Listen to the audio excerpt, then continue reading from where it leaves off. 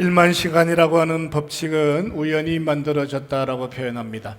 독일의 한 연구기관에서 바이올린을 연주하는 사람들은 얼마나 많은 시간들을 연습할까라고 하는 것을 조사하게 되었는데, 대략 5살부터 20살까지 열심히 연습하면 1만 시간 정도 연습한다라고 하는 것을 발견하게 되었습니다. 1만 시간을 연습하면 모든 사람이 탁월할까요? 성공할까요? 그만한 전문성을 만들어낼까요? 라고 물어보면 거기에는 의문이 있습니다. 재능이 하나도 없는데 1만 시간만 하면 결과가 만들어질까라고 물어봅니다. 절대음감이나 탁월한 재능이 있다면 1만 시간은 더 유능한 기회가 될 수도 있겠지만, 때로는 음악적 재능이 하나도 없는, 음악적 재능이라고 하는 것을 찾아보기 어려운 누군가가 1만 시간을 연습한다면 그것은 서로 다른 결과가 될 수밖에 없습니다. 문제는 재능이 별로 없어 보이는데도 불구하고 1만 시간에 집착하면서 평생을 성공을 꿈꾸는 사람들이 가지는 욕망이라고 하는 것입니다. 1만 시간 안 해도 될 것 같은데 어떤 사람들은 열심을 다하여 인생을 살아가는 사람들도 있습니다. 반대로 1만 시간이라도 좀 했으면 좋겠다 싶은데 1만 시간은 고자하고 1000시간도 연습하고 살아가는 것을 힘들어하는 사람들도 있습니다. 대략적으로 운동하는 사람들은 재능이 없어도 1만 시간을 하면 18% 정도가 그만한 결과들을 만들어낼 수 있다고 이야기합니다. 음악을 하는 사람은 약 21% 정도가 재능과 상관없이 열심히 하면 어느 정도 결과를 만들어낼 수 있다라고 통계 자료를 만들었습니다. 그렇지만 정작 학습한다, 공부한다라고 하는 것을 생각해 보면 학습이나 공부는 재능 없는 사람들이 최선을 다한다 할지라도 4% 정도가 결과를 만들어낼 수 있다라고 이야기합니다. 절대음감이 없는데도 불구하고 한번 해보는 것은 괜찮은 일일까요? 운동하는 신경이 없는데도 불구하고 최선을 다해서 1만 시간을 집중하면 대단한 축구 선수가 될 수 있을까라고 물어보면 그 정도의 사람이라면 그저 즐거운 일에, 그저 취미 생활로 축구 좋아해서 음악 좋아해서 연주하고 살아가는 것이 인생이 가지는 지혜다라고 생각을 해 봅니다. 오늘은 하나님께서 우리에게 허락하신 절대적인 삶의 신분, 인간이 가지는 1만 시간의 노력과 상관없이 하나님이 정해주시는 은혜에 대하여 함께 말씀을 묵상하려고 합니다.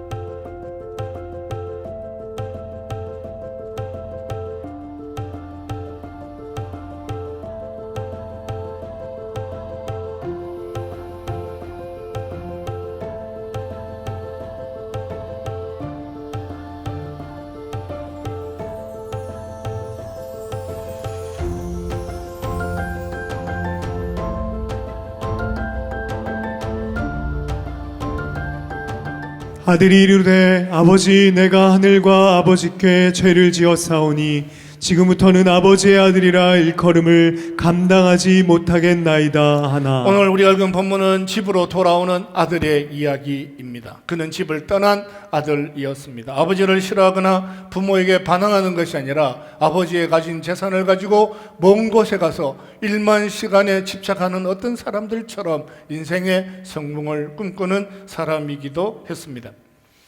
그는 누군가가 세상을 살아가는 것처럼 그도 세상을 살고 싶었습니다. 그러나 아버지의 집을 떠나서 아버지의 보호 없이 자기가 원하는 일에 집착하고 살아가면서 무엇인가를 결과를 만들어낸다라고 하는 것은 세상에서 생각보다 어려웠습니다. 세상을 살아갈 만한 재능이 별로 없어 보이는 사람이 1만 시간에 집착하면 유능한 세상 안에서 살아갈 수 있을까? 유능한 사람으로 세상을 살아갈 수 있을까라고 물어보면 하나님은 애처롭다라고 대답을 하셨습니다. 때로는 그것을 전적인 타락이다. 그 결과를 만들어낼 수 없는 삶의 본질은 너희가 전적으로 타락하고 부패했기 때문이다 라고 하나님이 말씀하시기도 하십니다. 자기 원하는 것을 위하여 수고하며 살아갈 수 있지만 그렇다고 해서 모든 사람들이 자기 원하는 삶에 부착할 때마다 대단한 열매를 가질 수 없는 것은 전적으로 타락하고 부패한 인간이 세상을 살아가는 본질적인 삶의 흔적이기도 합니다. 음악을 좋아합니다. 그렇다고 해서 모두가 유능한 연주자가 되는 것이 아니죠. 축구 좋아합니다. 그렇다고 해서 모든 사람이 유능한 축구 선수가 아닌 거죠. 평생을 음악을 좋아하는 사람으로 살아갈 수 있습니다. 평생 축구를 좋아하는 사람으로 살아갈 수 있습니다. 그런데 그 좋아하는 것 때문에 유능하기를 원한다면 거기에는 또 다른 대가 지불을 하고 살아야 합니다. 혹독한 세상을 경험하고 난 아들은 다시 아버지 집으로 돌아가기를 원했습니다. 허랑방탕하다라고 표현합니다. 허랑방탕하다라고 하는 단어는 누구나 세상을 살아가는 모든 삶의 흔적이기도 합니다. 먹고 살기 위해서 분주하게 달려가는 삶을 성경은 허랑방탕이라고 말씀합니다. 창기와 놀았다 이런 것이 성경에 등장하지 않습니다. 그렇지만 사람들은 아마도 그랬을 것이라고 상상을 합니다. 도박이라도 하고 살았다라고 하는 것이 성경에 등장하지 않습니다. 그럼에도 불구하고 사람들은 도박이라도 했을 것이라고 상상합니다. 그런데 어느 날부터인가 이 아들은 도박도 하고 창기도 만나는 허랑방탕한 사람이 되었을 것이다. 타락한 아들이라고 말하기 시작했습니다. 문제는 허랑방탕이라고 하는 이 단어입니다. 이 단어 하나를 가지고 그 아들을 폐륜아도로 만들어 버렸죠. 그렇지만 하나님의 말씀은 정확하게 우리에게 표현하기를 하나님 없이 살아가는 모든 삶을 허랑방탕이라고 표현하고 있습니다. 도박이나 하고 창기나 찾고 패싸움이나 하고 조폭이나 되고 살아가는 삶을 허랑방탕이라고 표현하는 것이 아니라 하나님 없이 살아가는 모든 삶의 현장은 어떤 가치를 가졌다 할지라도 그 자체가 허랑방탕한 것이 될 수밖에 없다라고 말씀합니다. 세상에 무슨 대단한 나쁜 일을 하고 살아가는 것은 아니지만 하나님을 떠나면 그 삶 자체가 허랑방탕이라고 하는 것이죠. 열심히 살았습니다. 먼 나라에 나가서 먼 나라까지 가서 인생을 성공해 보려고 처절하게 살았습니다. 그런데 그게 잘 되지 않았습니다. 그랬더니 사람들이 그를 탕자로 만들어 버렸습니다. 다소 억울할 수 있습니다. 그냥 세상을 열심히 산 거예요.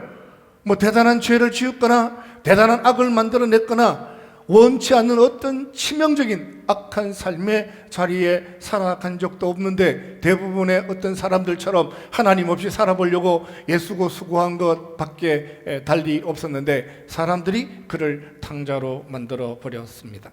어떤 아저씨가 열심히 인생을 살았습니다. 인생 수고 열심히 살아서 나름 성공해 보려고 아침 이른 시간부터 밤늦게까지 열심을 다해서 어떻게든지 기업 한번 일으켜 보려고 사업 한번 성공해 보려고 열심히 인생 살다가 아침부터 밤늦게까지 새벽부터 때로는 밤잠 자지 못하고 열심히 인생 살다가 인생 생각보다 쉽지 않다라고 하는 생각을 가지고 교회에 들어오게 되었는데 사람들이 그 사람을 탕자라고 불렀습니다. 아저씨가 억울하지 않겠어요? 아들의 억울함은 그런 거예요. 뭐 대단한 것을 살아본 것도 아니고 그저 남들 사는 것처럼 그저 남들 사는 것 정도 살았는데 세상 사람들 사는 것처럼 살았는데 누군가가 자기를 탕자라고 부른다면 탕자라고 하기에는 너무 허랑방탕하기에는 좀 너무 세상 속에서 산 건 맞지만 하나님 없이 산 건 맞지만 그렇게 살았다고 그것을 탕자라고 부르는 것은 저에게는 억울함입니다 라고 하는 것이 아들의 마음이고 그 아저씨의 아쉬움이기도 합니다.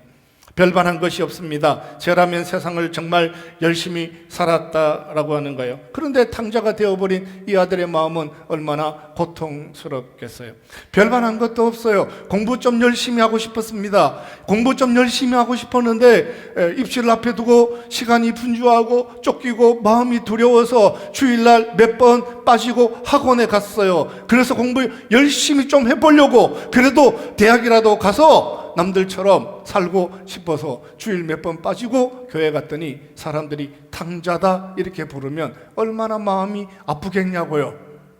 그저 세상 열심히 살았어요. 신입사원이 되었습니다. 회사 가서 주일은 예배 드려야 됩니다 이런 말을 하려고 그러니 회사 들어간 지도 얼마 되지도 않아서 그저 당분간은 주일에 교회 못 갑니다 이렇게 표현하고, 지방에 발령받았는데 6개월 동안 출장 다니는 동안 교회 가기 어렵습니다 이렇게 생각하고 한 3개월 교회 못 나와서 어느 날 교회에 다시 가게 되었는데 사람들이 허랑방탕했다 이렇게 표현하고, 이 당자 아니야? 라고 물었을 때 이 아들의 아픔은, 이 아들의 절망은 얼마나 클까, 아쉬울까, 충격적일까 라고 하는 것이 오늘 본문의 출발이기도 합니다.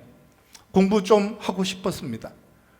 안 되니까 그렇게라도 해서 돈 좀 벌고 싶었습니다.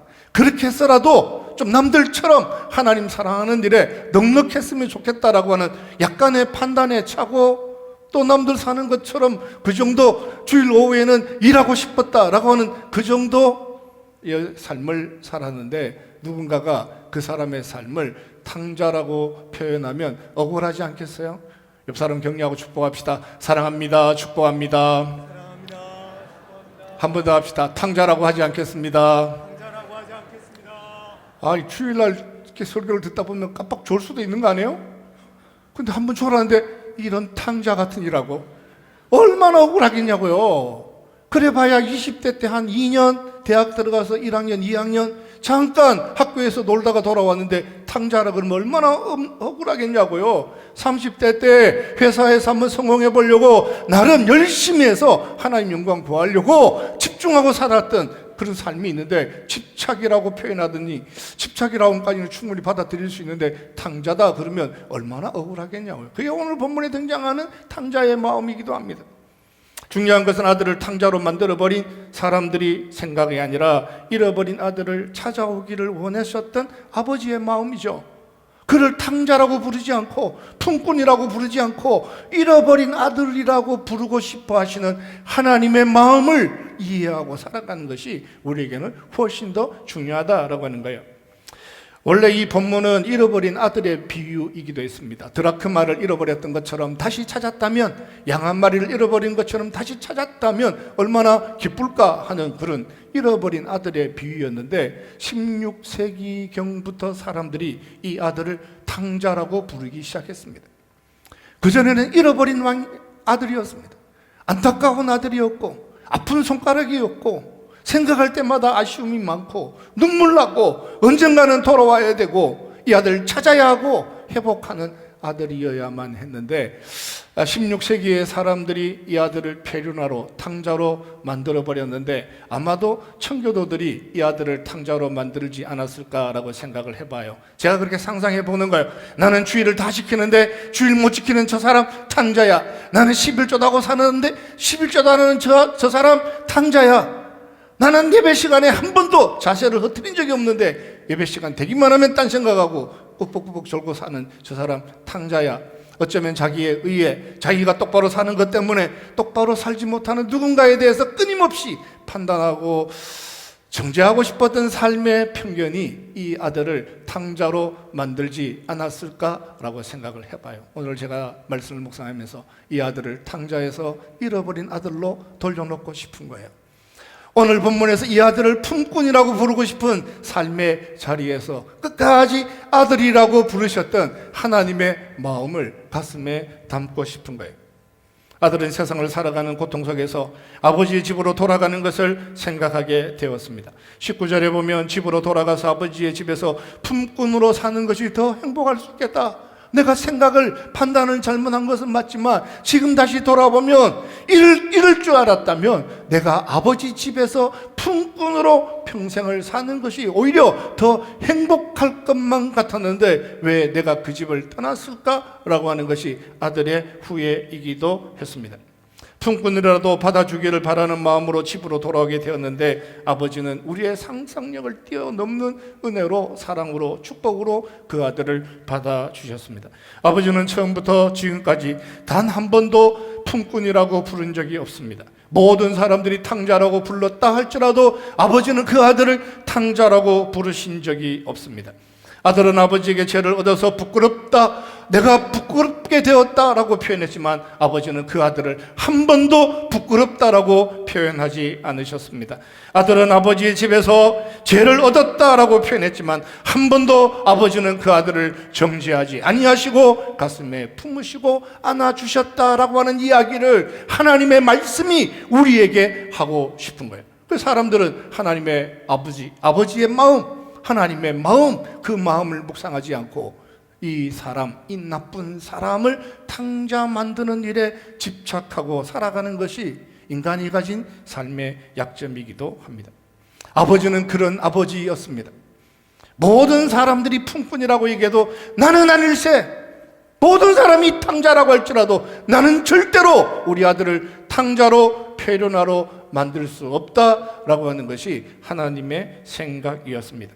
아들이 자산을 나누어 달라고 했을 때 한 번도 아버지는 분노해 본 적이 없습니다. 각각 나누어 주었습니다. 세상에 나가서 도전해 보라 말씀하셨습니다. 하나님은 기회의 문을 열어주시고 20대 꿈꾸는 청년 열심히 살아봐라 라고 하시는 것이 하나님의 사랑이었습니다. 40대 인생 가장 힘든 그 시간이지만 너 마음껏 한번 도전해봐라 라고 하는 것이 아버지의 마음이기도 했습니다.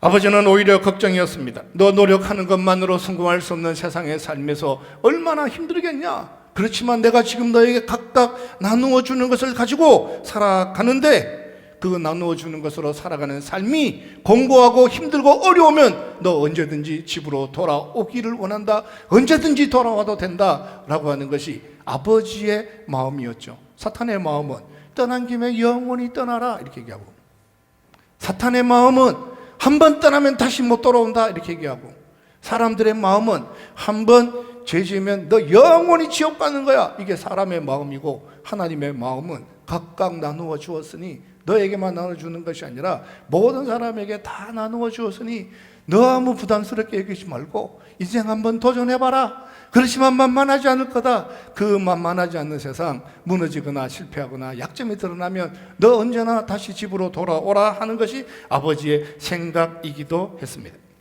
사랑하는 성도 여러분, 인생의 수많은 기회 앞에서 언제나 기회의 문을 열어놓으시고 은혜 베푸시기를 원하고 또 기회를 만들어가기를 원하시는 하나님의 은혜를 붙잡고 살아가는 믿음의 사람들이 될 수 있기를 주님의 이름으로 축원합니다.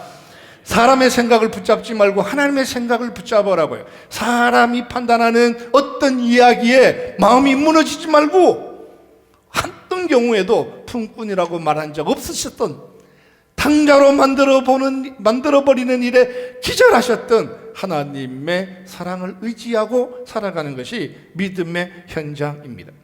세상 조금 기웃거렸다고 해서 그 아들을 품꾼으로 만들어 갈 수가 없습니다. 언젠가 돌아왔을 때 기뻐하고 즐거워하고 그와 함께 잔치를 베푸시기를 원하셨던 하나님의 마음이 이렇게 표현이 되었습니다.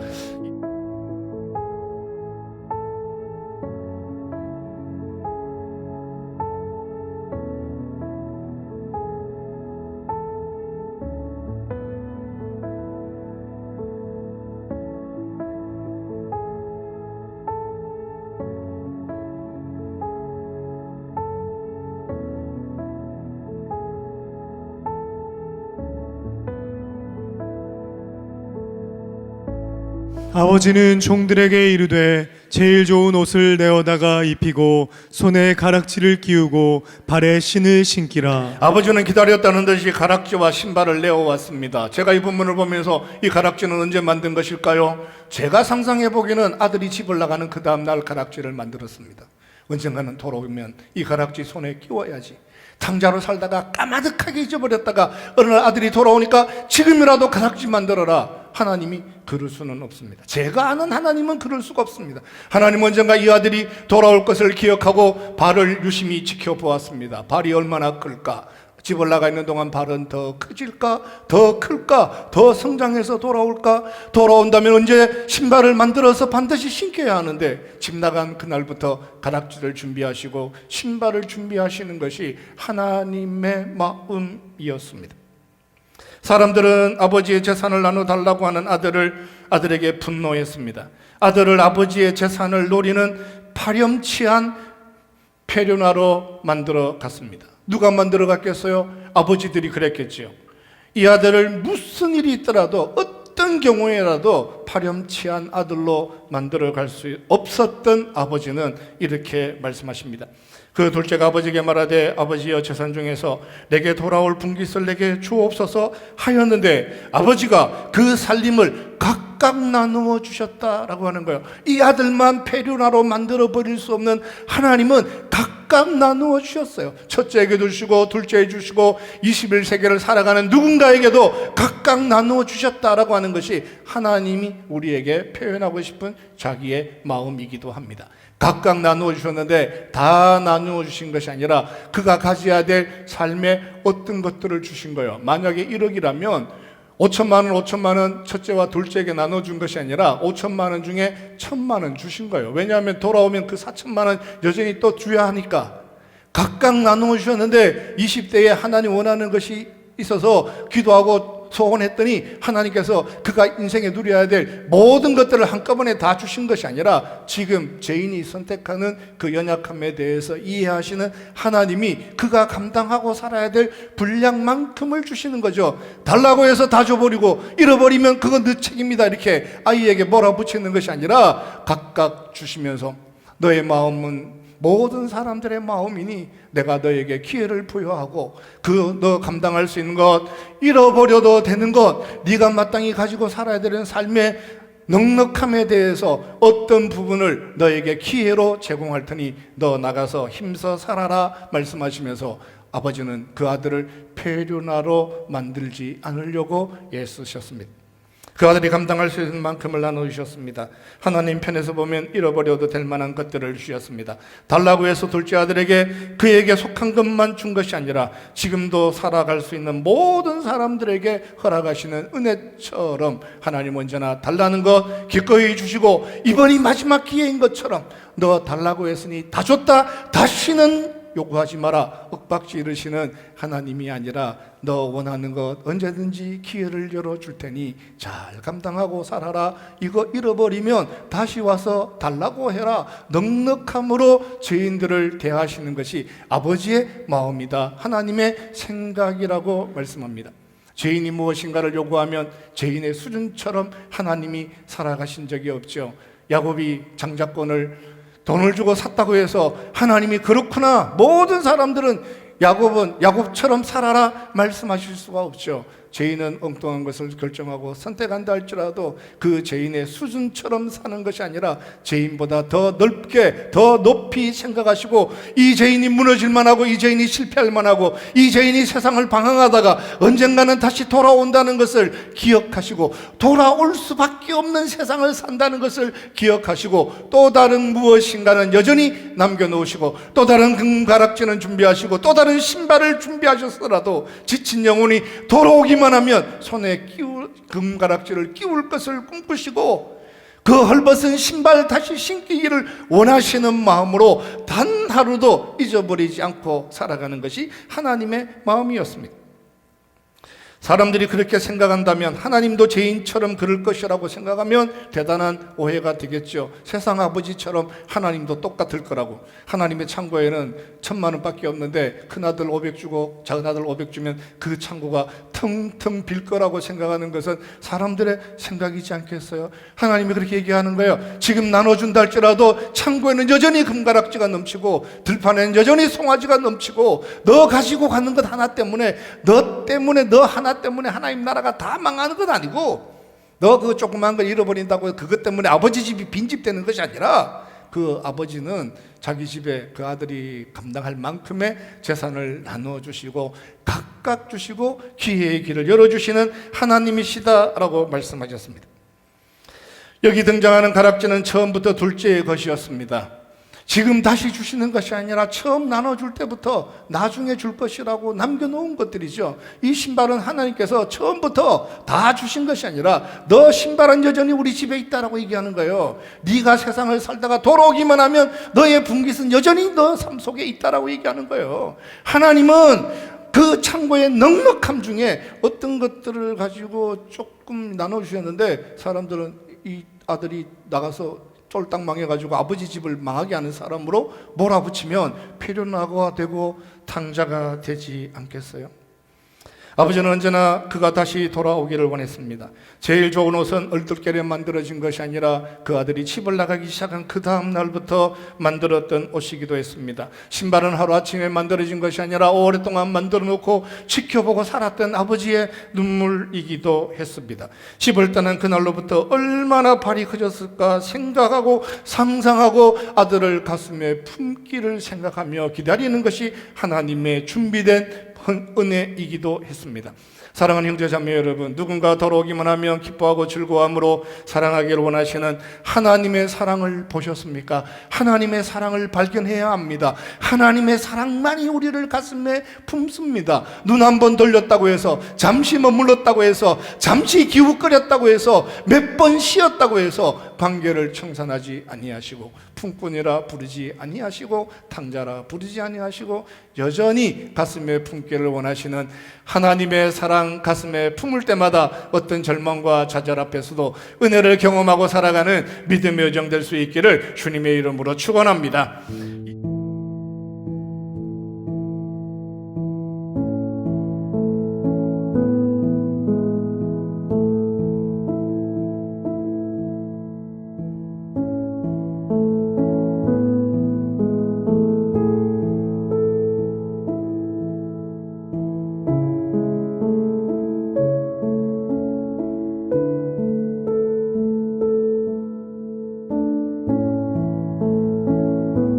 이 내 아들은 죽었다가 다시 살아났으며 내가 잃었다가 다시 얻었노라 하니 그들이 즐거워하더라. 아버지는 허랑방탕하였다라고 표현하지 않고 죽었다가 다시 살았다, 이게 아버지의 마음이죠. 세상은 허랑방탕했습니다. 세상은 타락했습니다. 사탄은 탕자입니다, 이렇게 표현할 때 하나님은 그렇게 생각하지 않는다. 죽었다가 살아난 것만큼 고생한 아들이니 나는 이 아들을 가슴에 품고 더불어 함께 즐거워하자. 하나님만 즐거운 것이 아니라, 동네 사람만 즐거운 것이 아니라 둘째 아들도 즐거워하여라. 너 즐거워하고 살아라. 무당감을 가지지 말아라. 무게를 가지지 말아라. 너 잃어버린 것이 아버지에 있는 집에 있는 모든 것을 잃어버렸다고 생각하지 말아라. 아버지 집에는 그보다 더 많은 것이 남았다라고 하는 것이 아버지의 판단이기도 합니다. 가장 행복한 사람은 본문에 등장하는 둘째 아들입니다. 그들이 같이 즐거워했습니다. 마음이 무거웠습니다. 세상의 불효는 혼자 다 한 것처럼 하고 살았는데 알고 보니까 하나님은 너그러운 아버지였습니다. 아버지의 재산을 다 탕진한 줄로 생각하고 살았는데 알고 보니까 아버지 집의 창고는 여전히 넘치는 은혜가 있었습니다. 금가락지가 넘치는 창고가 있었습니다. 집을 떠날 때 자기에게 주신 모든 것을 다 가지고 간 줄 알았는데 알고 보니까 그것은 자기가 누리고 살아야 될 인생의 위대한 것들 중에 가장 작은 것이다 라고 하는 것을 알게 되었습니다. 20대 하나님 앞에 기도하고 간구하여 기적을 경험하고 살았습니다. 그 기적이 평생에 누려야 될 모든 것의 은혜인 줄 알았는데 알고 보니까 하나님은 30대에 또 주실 만한 것들이 있고 40대에 또 주실 만한 것이 있고 40대에 자끈둥하여 잠시 기웃거리며 세상을 기웃거리며 살아온 삶의 흔적은 있었는데 하나님께서 그 모든 것들을 다 주시고 주실 만한 것들을 30대에 다 주시고 주실 만한 것들을 40대에 다 주셔서 50대는 돌아와도 남은 것이 아무것도 없는 50대의 모든 것들을 다 주셔서 60대에는 기도해도 받을 만한 것이 아무것도 없는 그런 인생이 아니라 30대에 잃어버렸다 할지라도 40대에 또 채우시고 50대에 세상을 기웃거렸다 할지라도 60대에 또 받아주시고 60대에 축복하셨을 뿐만 아니라 70이 되고 80이 되고 90이 된다 할지라도 그 창고에 가득한 것으로 너 더불어 언제든지 돌아오기만 하면 그리스도 예수 그리스도의 십자가의 은혜 앞에 부르심을 받은 모든 사람들과 함께 잔치하기를 원하시고 즐거워하기를 원하시고 회복하기를 원하시는 것이 하나님의 사랑이라고 말씀합니다. 사랑하는 성도 여러분, 이 하나님의 사랑 가슴에 품고 20대의 기적을 경험했다 할지라도 30대의 또 다른 은혜에 대해서 30대의 하나님 은혜를 만났다 할지라도 40대에 베풀 또 다른 하나님의 은혜에 대하여 50대, 60대 5번, 6번의 기적을 경험했다 할지라도 지금 70이 되었지만 여전히 그 창고문을 열어서 그 자녀 자녀들과 함께 기뻐하고 즐거워하며 살아가기를 원하시는 하나님의 사랑을 붙잡으시기를 주님의 이름으로 축원합니다.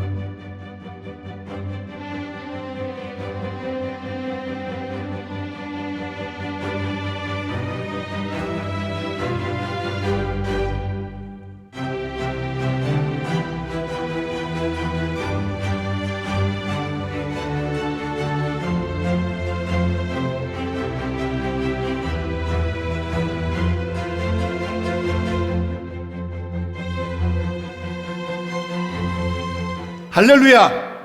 옆에 분들과 축복합시다. 기회는 아직 남아 있습니다. 한 번 더 합시다. 아직도 창고는 가득 차 있습니다. 그 한 사람 무너진 것 때문에 하나님의 곳간이 비지 않습니다. 그분이 몇 번 세상을 느끼고 있던 것 때문에 하나님의 나라가 텅텅 비지 않습니다. 더러운 탕자를 교회 저 뒤편에 손들고 서 있어. 네 때문에 집안이 망했어. 너 때문에 창고가 텅 비었잖아. 너 때문에 하나님의 영광이 날아가서 그럴 만한 이유가 없는 것은 하나님의 은혜는 여전히 창고에 가득하고 30대에 무너졌다 할지라도 40대에 또 기회를 주시고 40대에 잃어버렸다 할지라도 50대에 또 기적을 만들어 가시는 하나님의 은혜 붙잡을 때마다 자기 백성을 한 번도 품꾼이라 부르지 아니하시고 한 번도 탕자라 말씀하지 아니하시고 끝까지 아들이라 말씀하시며 은혜 베푸시기를 원하시는 하나님과 함께 믿음의 여정 걸어가는 은혜 여정 될 수 있기를 주님의 이름으로 축원합니다.